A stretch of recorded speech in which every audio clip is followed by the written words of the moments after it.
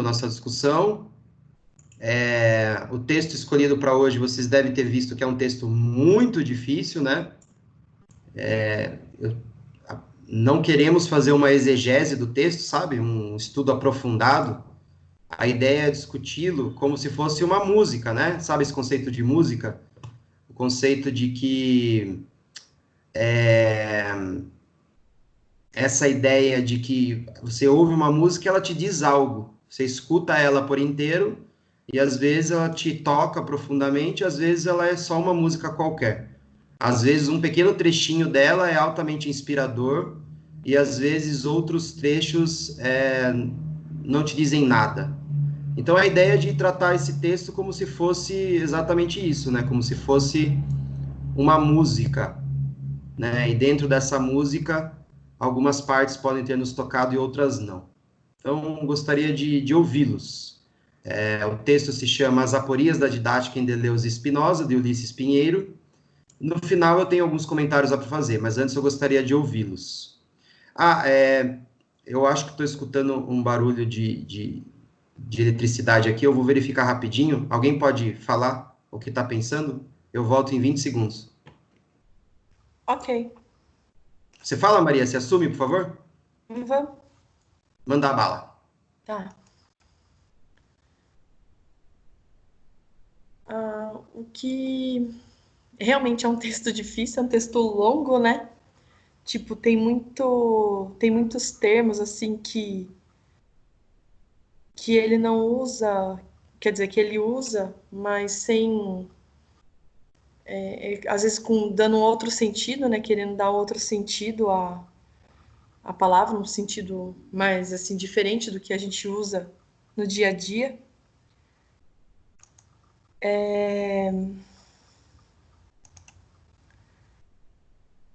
O que eu percebi assim é porque aqui, tipo, o título, né, já é, né, as apórias da didática, né, em Deleuze e Spinoza, né? Então,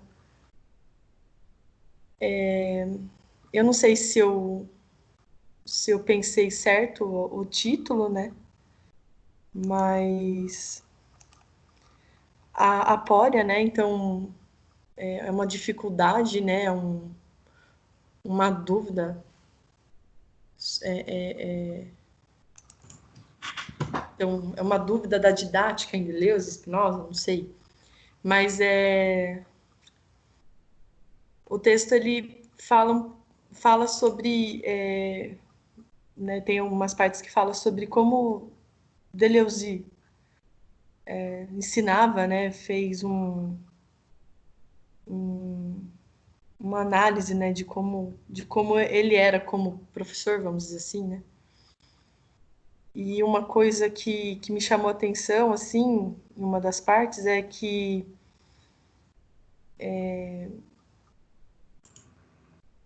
de repente ele ensinava não de uma forma tão quadradinha, né? Aquilo dentro do planejamento, tá? Hoje eu vou dar isso, hoje eu vou dar isso, hoje eu vou dar isso, mas ele tinha muito essa coisa da intuição, né? Então ele se deixava, né? Eu acho que se conectar, né? Com o momento, com as pessoas, né? Para daí ele direcionar a aula dele. Não sei se eu tô certa.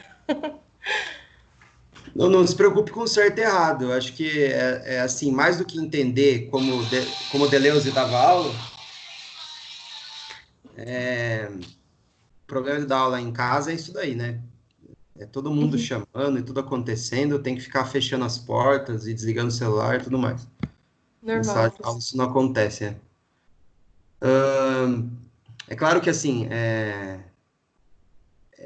o texto está se referindo exatamente ao que você falou. É uma discussão da concepção de aprendizagem em Deleuze, que a gente discutiu ela bastante ao longo do semestre, e comparando com os modos como ele dá aula.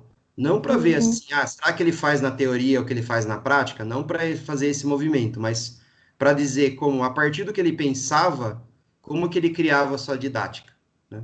E Sim, também não para dizer assim, a maneira como ele dá a aula é uma maneira que eu devo seguir. Também não é isso, nada a ver, né? O contexto é outro, a realidade é outra. Ele é um professor universitário de filosofia na França, nos anos 70 e 80, né? A nossa realidade é educação física, Brasil, 2020, né? É outra coisa. Mas, assim, esse texto me faz pensar, e juntando com as discussões do semestre, me faz pensar na maneira como eu dou aula, né? Então, assim, talvez a pergunta melhor a ser feita é: o que eu fiquei pensando sobre a minha maneira de dar aula, ou como eu acho que uma aula deve ser, caso eu ainda não tenha essa oportunidade de dar aulas, ainda não estou estagiando, etc. O que esse texto me ajudou a pensar, sabe? Sim. Eu acho que, igual, para mim, assim, ele me ajudou a perceber que também eu dou aula também para um público também que é diferente também, né? Que eu também já tenho que ter essa noção, né? Então, meu público, né, são crianças, é primeira infância, é uma primeira infância bem privilegiada, né, no nosso país, na nossa cidade, porque são crianças de classe A e B, né? Então, assim, já é uma realidade totalmente diferente também. E mas eu também percebo não com uma experiência pessoal que eu tenha, né, mas de ouvir relatos, né, de pessoas que já trabalharam em escolas públicas. Eu mesmo, quando lembro da minha formação, que eu vim de escola pública, fiz toda a minha formação em escola pública, sou de classe C, né? Então, assim, eu sei um pouco das dificuldades, né? Mais como espectadora do que como professora, né? Nessa, nesse tipo de meio, né? Mas podendo fazer algumas análises, né? Eu percebo que o meu momento agora, em contato com a educação, é um momento muito diferente do que da maioria, né? E muito mais próximo desse texto de Deleuze do que da realidade do país como um total, assim, entendeu? Porque lá a gente consegue não seguir tanto as coisas, né? Tipo, você tem que ser assim, tem que fazer isso. A aula não é tão direcionada, não é tão fechada e muito mais aberta, muito mais ampla. Então, para mim, é quase que impossível não pensar que eu vivo uma realidade muito diferente da maioria, né? Para mim, isso é o mais gritante. Quando eu leio um texto desse, trago para minha realidade e penso na realidade da maioria, né?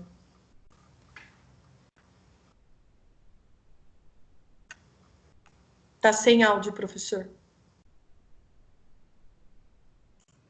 Agora, tá me ouvindo? Sim. Eu acho interessante essa fala sua, porque o nosso semestre ele rumou para isso, né? Como que eu faço, promovo maior envolvimento dos alunos, não para que eles cumpram o meu objetivo, né? Então, mas dá mais liberdade para que eles produzam seus próprios problemas. Novamente, esse texto abre com a discussão do problema, como o problema é uma coisa que a vida nos impõe, e quanto ao ensino autoritário, o ensino controlado, dominador, disciplinador, ele não abre espaço para que as pessoas sejam, as crianças, né, os educandos, os discentes, sejam afetados pelos problemas que a vida coloca, né? Porque a escola vai lá e ela impõe certos problemas. Se a gente trazer para a educação física, né? Então, digamos que uma pessoa ela não é afetada por uma determinada modalidade esportiva, como futebol, por exemplo, e aí vai o professor e a única preocupação dele é que os alunos aprendam futebol, todos eles. Dane-se. E aí o professor dá atenção só para aqueles que gostam, que se envolvem, que sentem, né, as vibrações da bola, os afetos da disputa, enquanto que os demais eles são relegados em segundo plano, são, né, abandonados ali. Então, essa fala sua, ela vai bem na direção do que nós discutimos o semestre inteiro. Como, né, eu promovo uma aula outra, uma aula que não seja tão estranguladora dos desejos e anseios das crianças, dos alunos, né, de como eles são afetados pelos signos, né, signo aqui não no sentido linguístico de algo a ser decifrado, mas como aquilo que impõe uma afetação, né, que coloca uma perturbação, aquilo que causa o problema, né, que coloca o pensamento para se movimentar, aquilo que me afeta num ponto que eu começo a pensar coisas, né? Então, só que, por que o texto se chama As Aporias? Se vocês, não sei quantos de vocês chegaram a procurar na internet, né? Alguém chegou a procurar o significado da palavra aporia? Eu. E aí? O que você achou?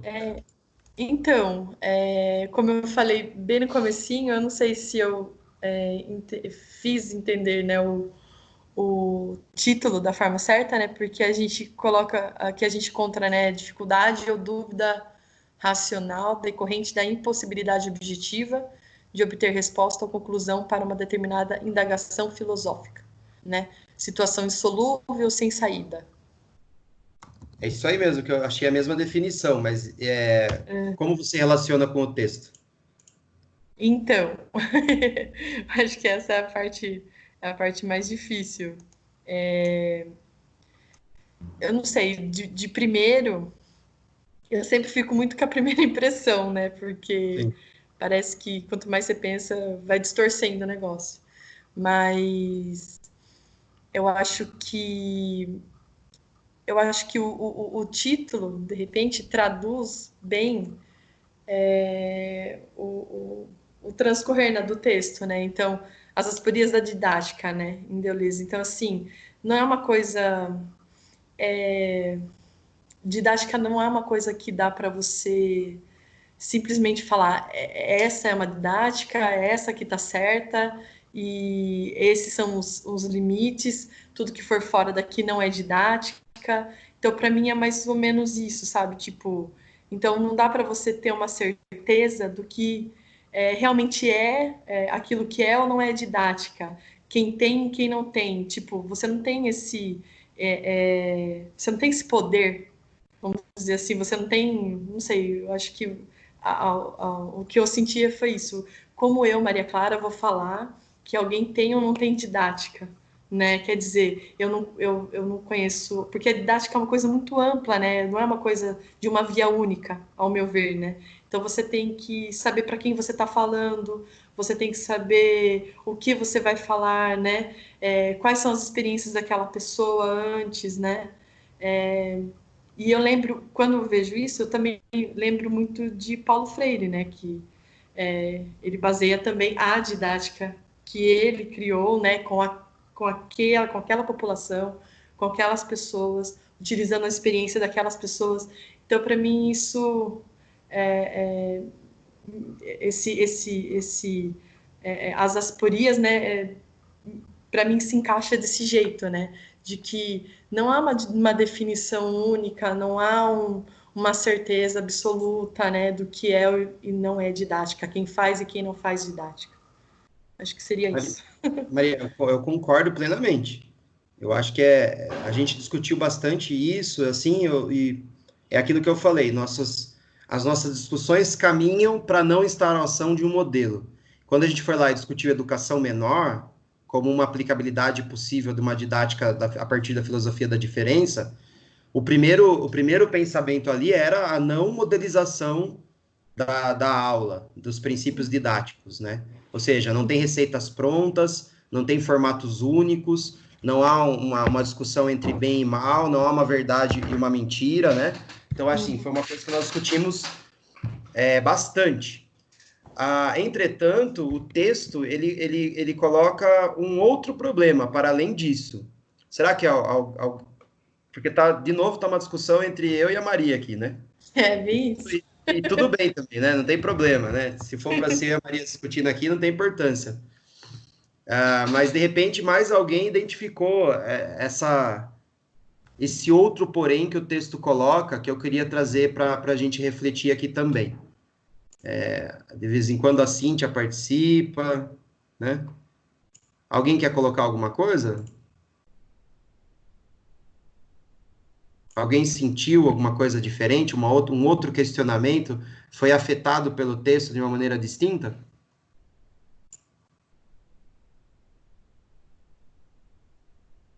Vamos escolher um nome aqui.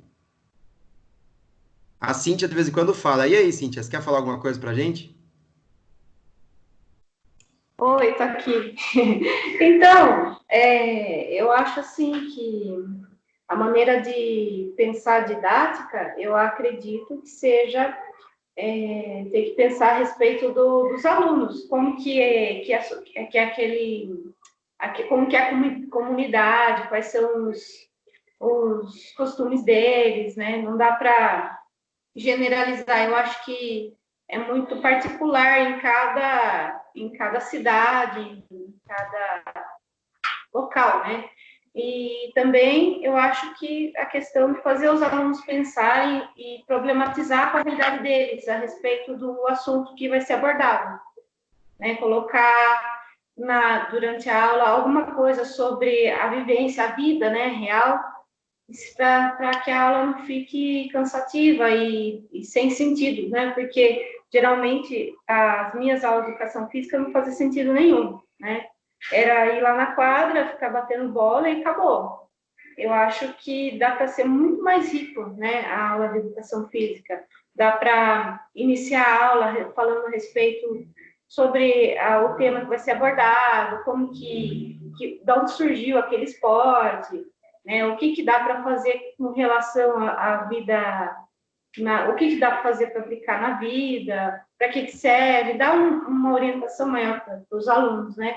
Depois ir para a prática, realizar aquela coisa mais inclusiva, né?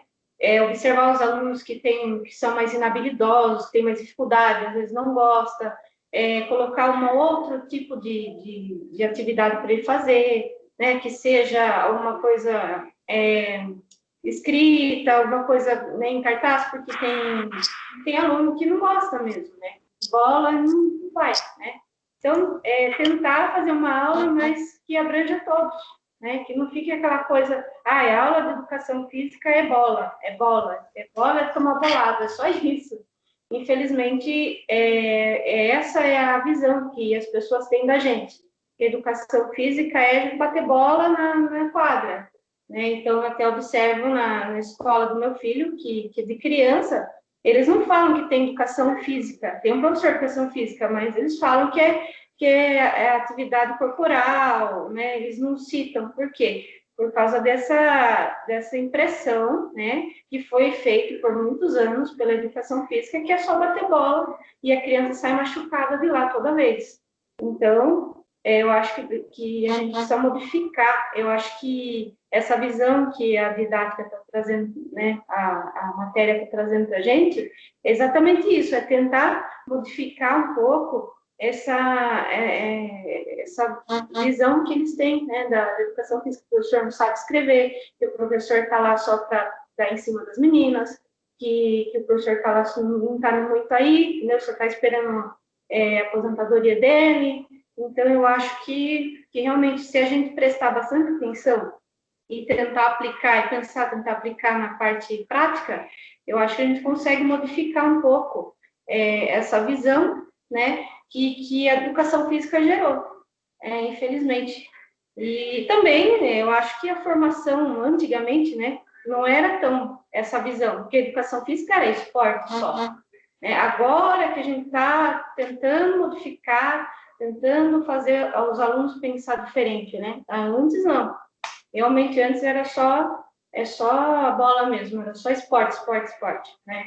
Então eu acho que isso é muito importante. Tem coisas muito grandes aí que a gente pode até modificar a vida, né, dos alunos, mudar, né, trazer alguma coisa de bom para eles. É isso que eu acho. Sim, Cíntia, se ficou do semestre essa síntese que você passou aí para todo mundo, eu já me dou muito por satisfeito, né? Que é essa desconstrução de uma didática tradicional da educação física, né? Então, eu acho que é por aí mesmo, esse é o intuito. Entretanto, o como fazer isso, talvez ele não seja tão simples assim, né? Talvez há mais problemáticas, ainda que essa vontade de não cair no rola-bola seja fundamental para a nossa realidade, né? Que não é a realidade, né, enfim, da onde os textos que a gente está trazendo estão embasados. Então, para a gente, talvez isso já seja, como eu disse, se ficar isso para o semestre inteiro, já está muito satisfeito. Agora, tentando problematizar e aprofundar um pouquinho essa questão, a aporia aqui, para mim, na leitura que eu fiz do texto, usando as palavras que a Maria trouxe, por exemplo, um caminho sem saída, uma dificuldade extrema, um paradoxo, uma contradição, uma incerteza, para mim, ela se apresenta de duas maneiras. Primeiro, se os problemas são colocados para os alunos, independente da ação docente, foi algo que nós discutimos com muita frequência aqui, né? Então, assim, ainda que eu produza uma aula extremamente despotente para a maioria, impotente, né? Uma aula, como a Cíntia falou, sem sentido para a grande maioria dos alunos, exceto para 3, 4, ainda assim, a vida vai promover os problemas para os outros alunos. A passagem do tempo, o dia a dia, o cotidiano, ele vai trazendo outros afetos, ainda que os professores não os façam. A internet, então, faz, um amigo faz, um evento da vida faz, a família faz, etc. As coisas acontecem, né?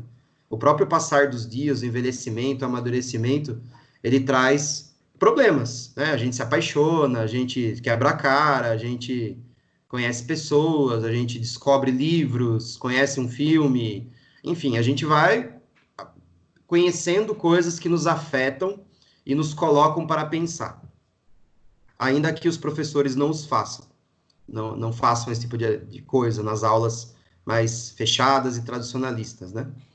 Professor, isso Pode seria falar. o fora, que ele fala Isso tanto seria o fora. no... É Uhum. o fora, né? É o fora, perfeito.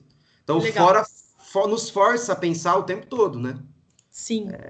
Nós não escapamos de ser provocados, nós não conseguimos ficar no nosso conforto, né? Por exemplo, eu lembro que uma das melhores fases da minha vida foi quando eu ia para a escola de manhã, chegava, almoçava e jogava videogame até 5, 6 da tarde, daí saía conversar com os amigos até 10, 11 horas da noite e voltava a dormir para o dia seguinte. Sei lá, e foram bons anos assim, né?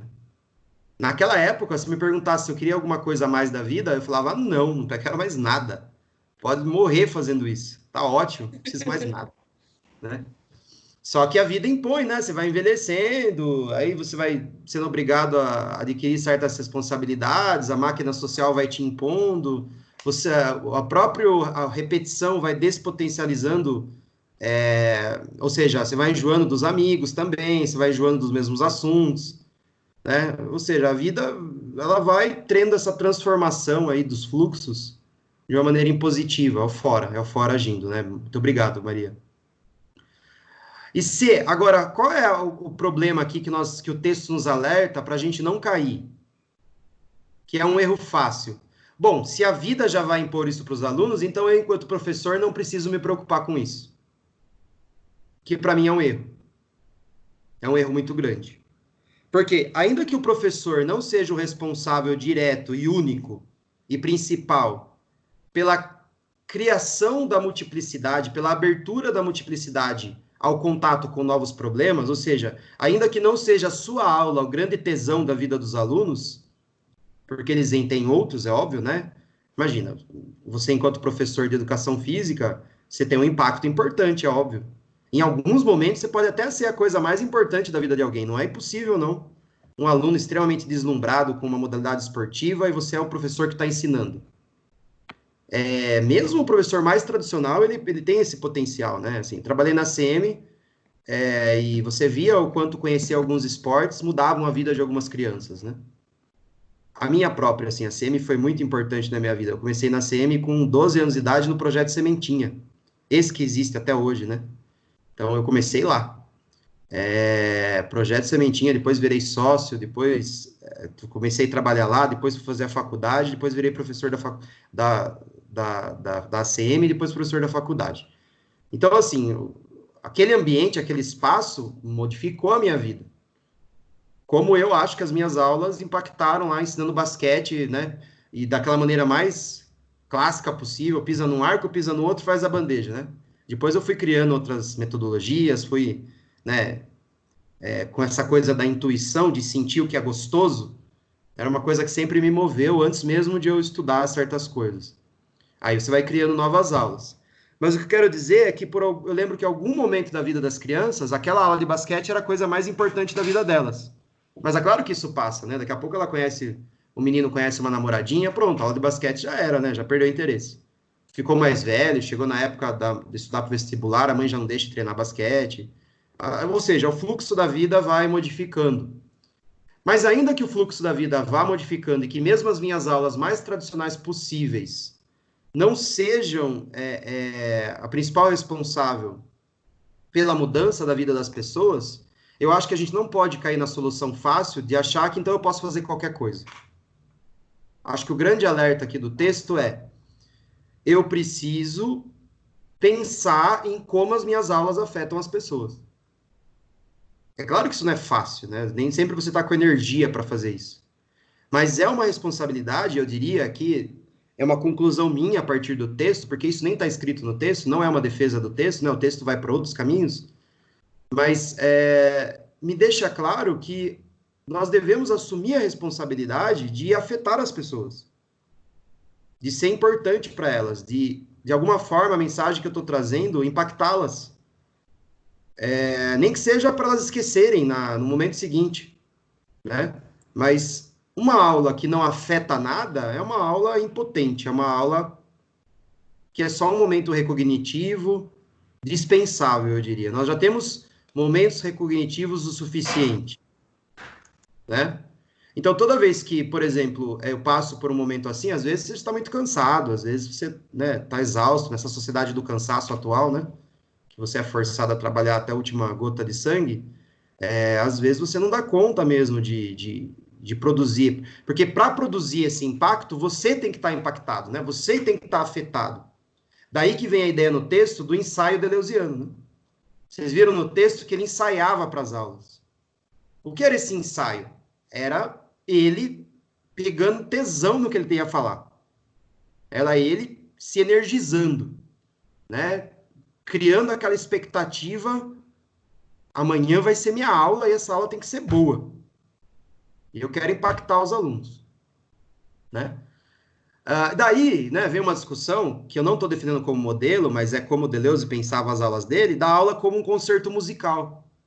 O que também é uma aporia, porque se é alguém que defende o direito aos próprios problemas, que está lá em diferença e repetição, né, a ideia do quanto a repetição traz consigo a diferença. Então, mas não é incoerente, né? Porque na medida em que ele repete, ele está abrindo espaço para inovação. E o momento da aula é o momento da música, é o momento da... Você não para uma música no meio para discutir com um artista o que ele está falando, né? Você não para lá o cantor que você foi assistir, a cantora, no meio da música e fala: viu, mas o que você estava pensando quando você escreveu esse verso? Explica para mim essa letra aí, para um pouquinho aí, explica para mim essa letra. Não. Você só é afetado por aquilo ou não. Então, assim, é a ideia, né, deleuziana de criar uma aula como se cria uma música, no sentido de afetar as pessoas. E é por isso que ele ignorava os pedidos de tirar dúvidas, né? Então, a pessoa no final fazia: ó, esse ponto aqui não ficou bem claro, dá para você esclarecer mais um pouquinho? Aí, tipo assim, meu, se eu cantei a música inteira e você não foi afetado pela música, não vai ser eu repetindo esse último pedacinho aqui que vai produzir algum efeito, né? Sim. Então, essa E música não era... como é que você vai explicar para uma pessoa por que ela não foi afetada? Exato. Quem tinha que tirar dúvida era o professor, não ela. Exatamente, acho que é mais fácil a pessoa olhar para si e falar, bom, por que eu não fui afetado? Porque eu não me interesso pelo que essa pessoa fala, porque talvez na hora eu tivesse prestando atenção em outras coisas, talvez na hora o meu pensamento foi para outro lugar, né? Ou talvez me falte sensibilidade, não é uma linguagem que eu identifico, né? Que nem eu adoro filosofia deleuziana, mas justamente por causa dessa questão dos afetos, o pessoal da arte adora fazer em todo o congresso deleuziano o que eles chamam de intervenção ou performance. E eu nunca entendo as performances. Eu fico lá com cara de paisagem, a hora que eu aproveito para ir no banheiro. Eu tenho noção que me falta sensibilidade, sabe? Eu sempre acho uma bosta. Essa intuição, ela é minha. Eu não vou parar o artista depois e falar, viu? Nossa, o que você fez é muito ruim, hein, cara? Me explica aí, o que você quis com isso? Poxa, não me afetou, não era para mim. Era para outras pessoas, né? E é Então, interessante também que muitas vezes, por exemplo, você não se sente afetado numa determinada época da sua vida, e às vezes você tem a possibilidade de reviver algo, né, numa outra época, e você fala, nossa, como eu não percebi isso antes? E é muito, e tem muito essa proximidade com a música mesmo, né? Tem música que, sei lá, igual eu mesmo, tenho artistas que eu gosto desde a adolescência, e tem música lá no meio de disco lá que eu nunca tinha me tocado tanto, e hoje, com 36 anos, eu me toco, entendeu? Tipo, demorei 20 anos para aquela música me tocar daquele jeito. E eu sempre escutei, mas hoje me toca diferente, né? sim, sim, sim. Essa questão da gente não sabe quando uma pessoa vai ser impactada também, né? Porque tem isso também, seu exemplo é perfeito, né? Sim, Às e vezes, uma aula que o professor está dando hoje vai cair a ficha para o aluno muito tempo depois, né? sim, e eu acho que essa questão da didática que a gente percebe no texto, né? Que, que não tem uma coisa certa, uma coisa, né? É uma coisa muito mais de sentir mesmo, né? Eu acho que só o professor, quando ele está realmente entusiasmado, ele consegue sentir melhor, né? De repente, ter uma percepção de que se ele falar de uma forma, ele vai conseguir atingir melhor, sabe? Essa coisa de intuição mesmo, né? Sim. E aí eu acrescento dizendo que os professores se potencializam de maneiras distintas, né? Então, Deleuze pensava como um concerto musical. Eu tive uma professora na USP que ela era a professora Cíntia Ribeiro, ela era muito semelhante. Ela abria espaço para perguntas, ela abria, mas sempre no tempo dela. Então ela falava, você via que assim, se alguém fizesse uma pergunta no meio assim, era como se fosse ela respondia, ela era muito educada, mas você sentia essa quebra, sabe essa quebra do tipo, meu, alguém parou a música, sabe? Por isso que o exemplo da música é perfeito, né? Não se para uma música, né? Ela tá rolando ainda, né? E aí você sentia, e aí com o tempo do semestre as pessoas iam pegando os momentos, né, entre uma música e outra que estava aberto para a gente discutir a música. Então é como se ela cantasse uma música e abrisse para discussão. Esse era o ritmo dela, né? Deleuze nem isso fazia. Deleuze ele achava que 2 horas e meia era muito pouco, então ele queria cantar durante 2 horas e meia. Para ele era a ideia de uma música debate, era a ideia de um concerto mesmo. Agora, eu, por exemplo, eu já tenho esses momentos que eu me empolgo e fico falando, mas uma aula para mim que é muito mais interessante, é muito mais inspirado no meu orientador de mestrado, o Marcos Neira, que é a ideia de se alimentar junto, né, se potencializar junto com as questões dos alunos. Né? Então, assim, é claro que eu trago elementos para a aula, por isso que eu gosto de um texto, para alimentar o debate, é por isso que eu me recuso a trazer slides prontos, com aquela coisinha decorada, né? Que eu já fiz isso também. Você dá uma aula decorada e você lê o livro e cria slides, e você dá aula. A primeira vez que você faz isso é excelente, porque os slides é só um apoio. Na segunda vez, você já não lê o livro, porque você acha que você lembra. E cada vez que você vai repetindo, não tem abertura para o novo, porque não está potencializado. Ao contrário, cada vez que você repete esse movimento, sem potência, sem vontade, sem tesão, a sua aula é mais pobre, porque você lembra menos do livro, você lembra menos do conceito, e quanto menos você lembra, e mais decorado é aquele roteirinho, menos tem a participação dos alunos, porque você não consegue trazer exemplos práticos, você não consegue tocar as pessoas, você não consegue chegar na linguagem delas. E qual é o resultado? Uma aula, né, assim, tipo uma decoreba mesmo, uma aula, né, uma aula recognitiva, uma aula sem potência. É aquela aula que todo mundo mexe no celular, não vê a hora de acabar, né? Tá aquele momento repetitivo ali. Trazendo para a educação física, daí cada um pode pensar, né? Então, eu posso dar uma aula concerto com esportes, onde eu não vou ouvir os alunos? É possível, ninguém está demonizando esse tipo de didática. O que está sendo criticado aqui é o exemplo da aula sem tesão. Então, o cara dá o mesmo treino de vôlei, lá se a Bia tivesse aqui, o mesmo treino de basquete, o mesmo treino de judô, não sei se o Igor está aqui ainda, ele faz a mesma coisa, repete a mesma coisa, nem ele tem tesão naquilo. Meu, aí fodeu. Agora, se o professor planejou, se empolgou, pesquisou, e ele chegou com a ideia pronta, tá prontinho na cabeça dele, não tem espaço para o aluno opinar. Mas ele pode afetar os alunos? Pode, claro que pode. Não estou defendendo esse modelo de didática sempre. Nenhum modelo de didática está sendo defendido aqui.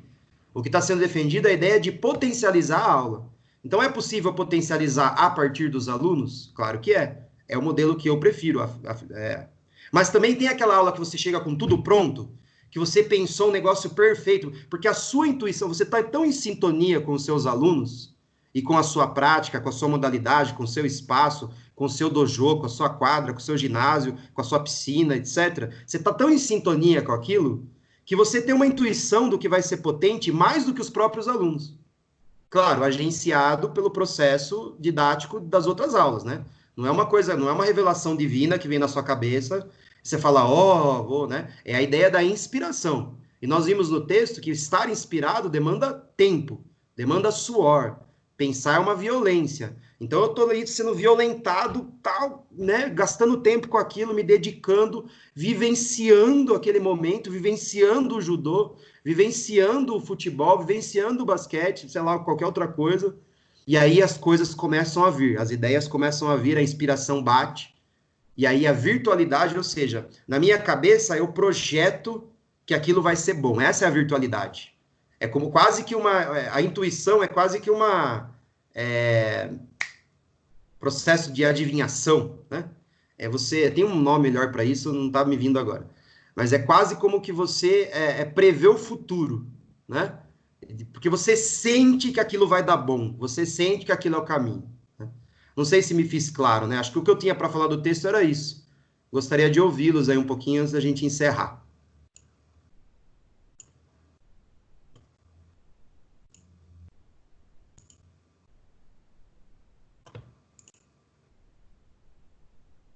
Já que o Igor está aí, não quer falar, Igor?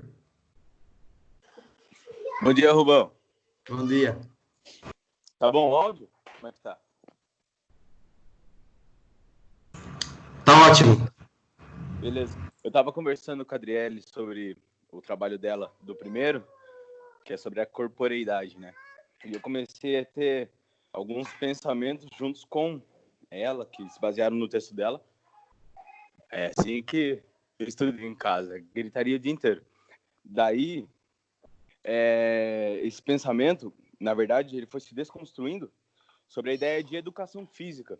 Porque a gente considera muito a educação física como o ato de mexer o corpo, de se mover, de ter a habilidade, de ser mais, de ser capaz. E quando a gente entra na faculdade, a gente vê que existe uma quebra nessa forma de ver a educação física. Você vai com o Jorge e ele desconstrói letras, vamos dizer assim, e começa a fazer brincadeiras que são criativas para você, que não movem seu corpo, mas que te inspiram e te dão potência. É o exemplo do Mané Pipoca, que ele brinca, por exemplo, né? Assim como também o esporte, para muitos, pode ser difícil. Só que mesmo sem você não ter habilidade, mas você gosta daquilo, aquilo te traz potência. Eu penso que como professores de educação física, dentro de uma instituição, a gente, como todos, temos que dar experimentações para os nossos alunos de potência. Porque mesmo quando ele for fora da escola, ele vai saber para onde, o caminho para ele ser potente. Então, você deu o exemplo do carinha que estava jogando basquete e arranja uma namoradinha, né? esse carinha, o dia que ele brigar com a sua namorada, com a sua futura esposa, ele sabe aquilo que vai trazer potência para ele. Ele sabe aquilo que, o caminho para onde ele vai chegar. Entendeu? Penso eu.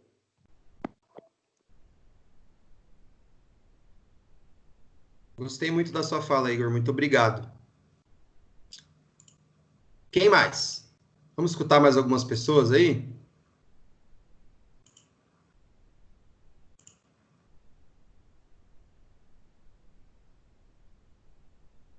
Stephanie tá aí? Quer falar alguma coisinha?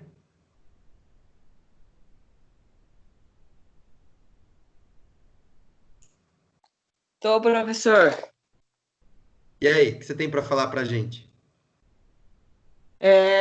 Pela fala do Igor, eu lembro que o próprio Jorge falava pra gente que a gente tinha que deixar a criança sempre experimentar a felicidade, sempre deixar tipo ela ganhar para dar esse interesse nela nas aulas, que às vezes você começa a fazer um tipo de brincadeira e ela percebe que ela tipo só dá errado, ela não gostou, ela perde totalmente o interesse.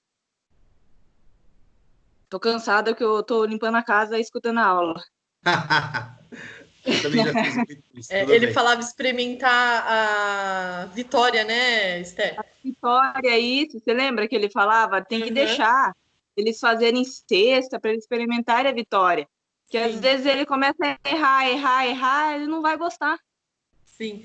E foi assim com a gente, né? Porque, por exemplo, as aulas do Jorge, elas poderiam ser bem exclusivas, assim, de exclusão, né? Porque são bem tecnicistas, então ele dá um treino mesmo de basquete e, tipo, a gente, pelo menos eu, e eu acredito que a maioria também, porque todo mundo ia muito empolgado para a aula, em plena uma sexta-feira, né? E a turma adorava, tipo, você via assim o pessoal se esforçando, tudo mais. É claro, alguns cansavam antes, cansavam depois, mas todo mundo, ele fazia todo mundo experimentar a vitória, né, como ele falava, né? E, e isso dava essa sensação de potência mesmo pra gente, né, também, né? E a gente também sempre viu essa potência no Jorge, né? Porque o Jorge também não é um professor que chega em sala e empurra com a barriga, né? Ele sempre vai com muita potência, né? Ele sempre vai com muita vontade, né? Como a maioria dos professores da FEFIS. Mas a gente... Eu, pessoalmente, nossa, eu saí assim, tipo... né? E eu não tenho super habilidade no basquete, nada, mas eu consegui fazer coisas que ele, de primeira a gente pensava, nossa, isso daí eu não vou conseguir fazer. E ele insistia de uma forma com a gente que, quando a gente conseguia, ele comemorava junto com a gente e tudo mais. Então, essa é uma didática que ele usou e, ao meu ver, deu super certo e era uma didática super potente.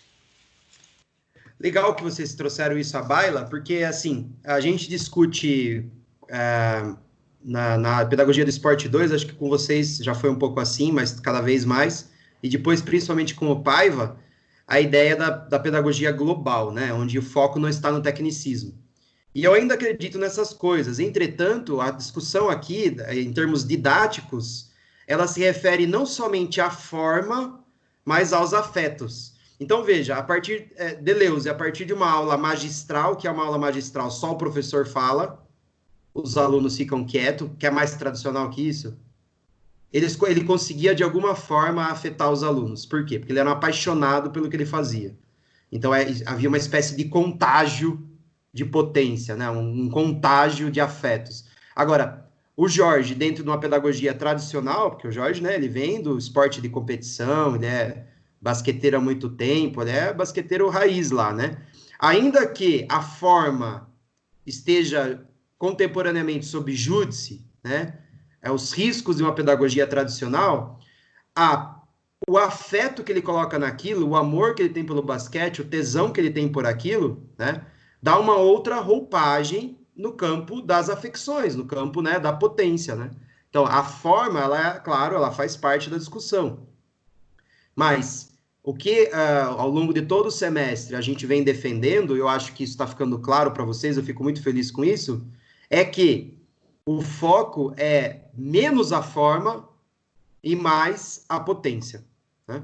Então, por isso que eu entendo muito o Massari quando ele se preocupa com a didática no ensino superior. E ele fica propondo que os professores façam um curso de metodologia ativa, que os professores implementem o TBL, o PBL, sala invertida, etc, etc, etc. São discussões de forma. Essa discussão ela é importante? Eu acho que ela também é importante. Até porque se você começa a repetir muito a forma, você precisa rebolar no campo dos afetos para produzir esse agenciamento. Entretanto, ela não se limita à forma, porque você pode aplicar um TBL e ser uma aula chata. Um TBL chato, um TBL que não tem discussão, que não tem envolvimento.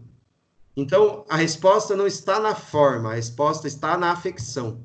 O professor funciona, para citar um conceito da Virginia Castrup, o professor funciona como um atrator de afetos. Ele é um grande motor ali, rotor, alguma coisa que bota ali para circular certas coisas que podem acontecer numa aula. Tá? Eu acho que isso é uma excelente forma da gente amarrar esse raciocínio de vocês aí. Bom, mais alguém quer comentar alguma coisa? Eu estou bem satisfeito com a nossa discussão de hoje. Se alguém tiver algum comentário, a hora é agora.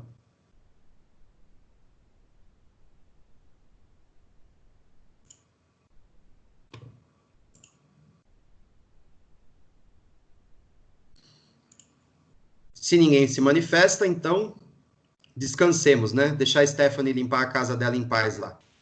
Coloca uma musiquinha agora. Até mais, pessoas. Até semana que vem. Rubens. Tchau, tchau. Obrigada, viu? Tchau, professor.